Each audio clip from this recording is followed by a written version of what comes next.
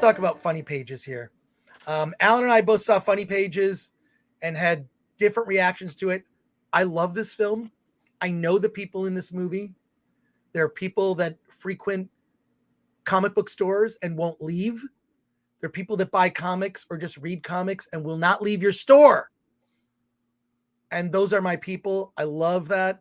And the lead character is this kid who aspires to be a comic book artist. He doesn't like superheroes at all. He likes funny superheroes. They're funny comics like Peter Baggy with neat stuff. So if you're familiar with that. And so a lot of these indie comics are incredibly sexual. And he aspires to write like those, draw those comics. And he tells his parents, look, I'm not going to go to college. I'm going to just work a job and I'm going to draw the comic that I want to do. His parents think he's crazy. So he drops out, moves into a horribly gross living arrangement where he's living in the basement of something that is the most disgusting apartment you've ever seen, but he's happy because it's his own place and he's able to just draw and do his art.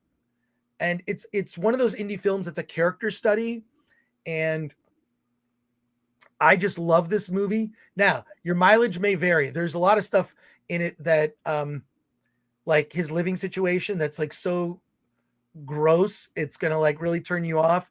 And what happens is in the story is he befriends a guy who's come in to this lawyer's office because he's having some legal issues. He was in an altercation and is having some legal problems with regard to an altercation with a pharmacist.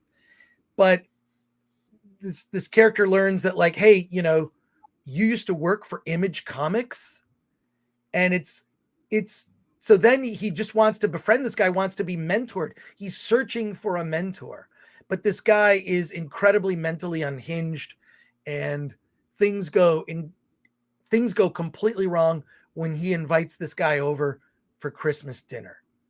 Alan, what did you think of Funny Pages? I personally loved it. Yeah. It's one of those character studies. Like, look, the story even is not as important as the fact that it's really a profile of this character, kind of like Napoleon Dynamite, right? Napoleon Dynamite, when you think of Napoleon Dynamite, you don't think of the story. You think of the character, you know, of John Heder as Napoleon Dynamite. And the same thing with this movie. You're not thinking so much about like, you know, the story. It's a character study. What were your thoughts? Yeah, you know, I'm not the biggest fan. I like stories. I like characters going from point A to point B and kind of have an arc there. You know, when we saw it and you immediately said that it was a great movie, I'm like, ooh, okay, what did I miss? And I think what I missed was, I think there's a lot of inside baseball. I think there's a lot. So I'm just trying to get my body in position with these feet. You know, the very inside baseball. There are a lot of aspects of indie comics, the indie comic community that I'm just unaware of because I only stayed with Marvel, mostly Marvel my childhood. And so, you know, I've never really been attracted to these character study type movies. Even Once Upon a Time in Hollywood, I was completely frustrated with because there was no linear storyline that I could follow, and I kind of felt that way here. What I did like though is there's, you know, the apartment he had to live in. Oh my god, how do people live that way? And then you realize that's how people live like in New York. And then the crazy characters. Wallace is the one that stands out, the Image Comics assistant colorist or whatever. You know, to me, I found that character the most fascinating just because of just how odd he is, and you really start to understand kind of how his brain works eventually through this movie. So yeah, I was just kind of very mixed on it. I did not enjoy it as much as you did. Definitely. Well, I'll say this, Alan. You need to diversify your media diet. If you're only reading superhero comics, you're missing a whole other world of comics, right? Like Robert Crumb, yeah. like just you know, Peter Baggy or 8-Ball with Daniel Clowes. Like these are comics I used to read. And I don't know, for those of you in the chat, like if you used to read those kind of comics, like I love those. It's like, okay, I like when superhero comics are good, but I found that most of them, most of the time, Frank Miller's not writing all the comics or Alan Moore, right?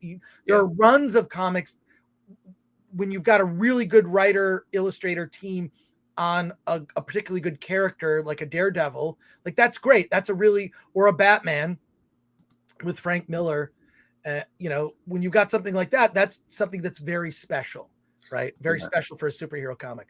But I also would supplement my superhero comic book buying habit with Peter Baggy and Neat Stuff and 8-Ball with Daniel Clowes and I don't know, Love and Rockets. I mean, you're bringing up a time that was pre-internet in the sense of, I lived in the South Bay of Los Angeles, so Torrance, just south of South Central, Torrance, Long Beach, all that stuff.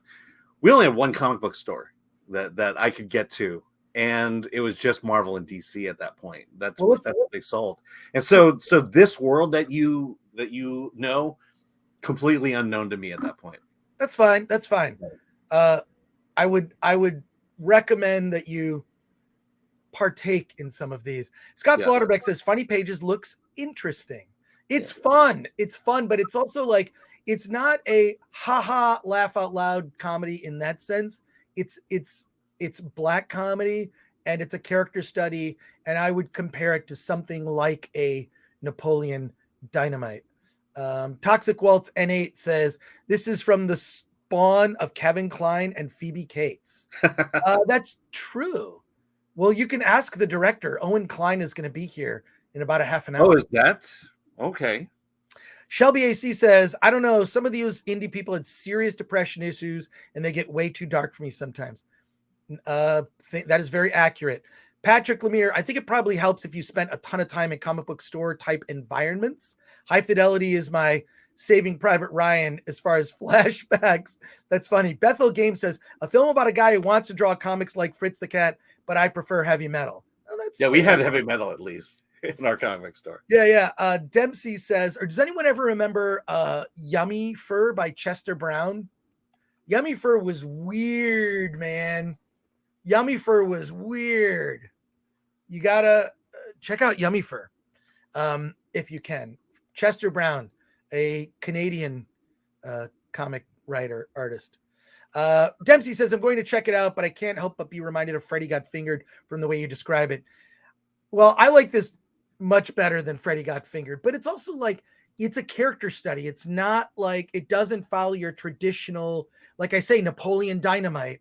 But Napoleon Dynamite is kind of hopeful and this character that's like very optimistic in light of like just, he's sort of not aware that he's a complete nerd, which is sort of what makes John Heater's performance as that character like so, he's just likable, right? So yeah, Jim Woodring had great stuff like Frank. Mike Allred's Madman is awesome, says Shelby AC. Yeah, like those kind of like I just feel like if you like comic books, don't always read superhero comics. There are other types of comics. And if this movie like convinces you to check those out, that's a good thing. Jeff, I can't stand Crumb's art. I don't want to have to look at it in order to read it. That's okay, Jeff.